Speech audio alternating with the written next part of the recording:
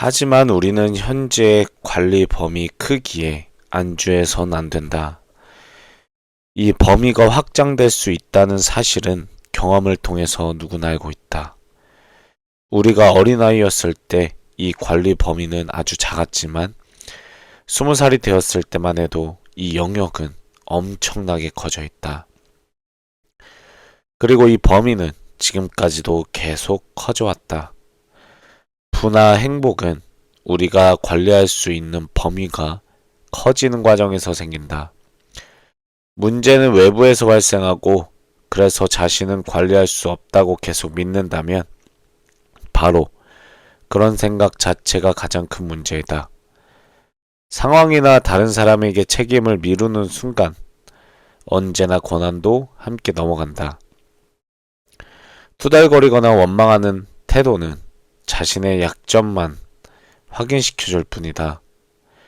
그러면 자신이 처한 상황에 긍정적인 영향을 끼치는 능력은 점점 위축되다가 결국엔 완전히 사라져버리게 된다. 자신의 상황을 개선하겠다는 확고한 의지만 있으면 우리는 당장이라도 그것을 실행에 옮길 수 있다. 해결책은 외부에서 오는 것이 아니라 내부에서 온다. 우리는 자신의 개인적 세계 안에서 일어나는 모든 일에 대해 책임질 수 있어야 한다. 그럼으로써 우리의 관리 영역도 함께 확장된다. 우리는 이미 과거의 관리 영역을 넓힌 경험이 있으므로 미래에도 당연히 그렇게 할 수 있다. 나는 16살 때 캘리포니아로 넘어가 거기서 살기로 마음먹었다. 그런데 그곳에 도착하고 보니 모든 것이 생각했던 것과 달랐다. 나는 절망적인 심정으로 호텔방의 침대에 걸쳐 앉아 생각했다. 미국 사람들이 쓰는 영어는 도무지 알아들을 수가 없었고 따라서 내 영어는 아무짝에도 쓸모가 없었다. 도대체 학교는 어떻게 다니고 돈은 어떻게 벌 것인지 막막하기만 했다. 문제도 이만저만 문제가 아니었다. 처량한 생각에 눈물이 나면서 내 처지가 한심하게 느껴졌다. 하지만 서서히 절망감이 사라지며 오기가 생기고 자존심이 살아났다. 어차피 싸워보자고 이 캘리포니아에 온 것이 아니었던가.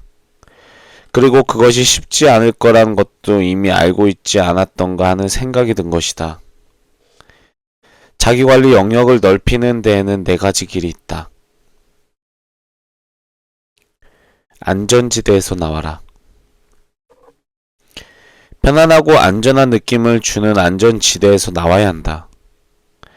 캘리포니아 호텔방 침대에 쪼그리고 앉아 있었을 때 나는 안전지대에서 한참 벗어나 있었다.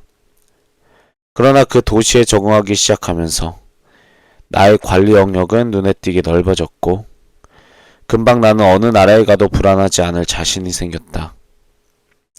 그것은 아주 환상적인 일이었다. 즉, 안전지대를 벗어나 있을 때도 편안함을 느낄 수 있게 된 것이다. 여행을 많이 하는 사람들은 이미 이런 경험을 많이 해봤을 것이다. 여행은 익숙한 환경에서 벗어나는 것이다. 그리고 우리가 여행을 즐기는 것도 결국 이 때문이다. 여행을 통해 안전지대 밖에서도 편안함을 느끼는 방법을 이미 배운 셈이다. 이렇게 안전지대를 벗어나는 것이 자연스러워지고 그래서 우리에게 다가오는 모든 도전을 더 크고 새로운 도전으로 받아들일 줄 알게 되면 우리의 관리 영역은 급속도로 확장된다. 나는 이것이 인간의 천성과 소명에 가장 부합하는 원리라고 믿는다. 우리는 새로운 영역에 들어가 모든 것을 쏟아부은 뒤 그에 합당한 성과를 얻을 때 가장 큰 활력을 느낀다. 배는 항구에 있을 때가 가장 안전하다. 하지만 항구에만 머물러 있으려고 배가 만들어진 것은 아니다. 마찬가지로 우리에게도 안전에 대한 욕구가 있지만 모험과 변화에 대한 욕구 또한 있다.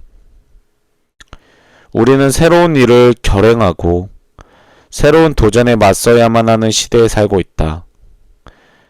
관리 영역이 큰 사람들은 거의 늘 자신의 안전지대에서 벗어나 있다.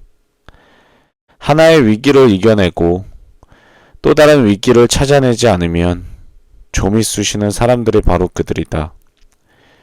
운동선수가 계속 움직여야 사는 느낌이 드는 것처럼 우리에게도 계속 새로운 도전이 필요하다. 모든 문제는 성장의 기회를 동반한다.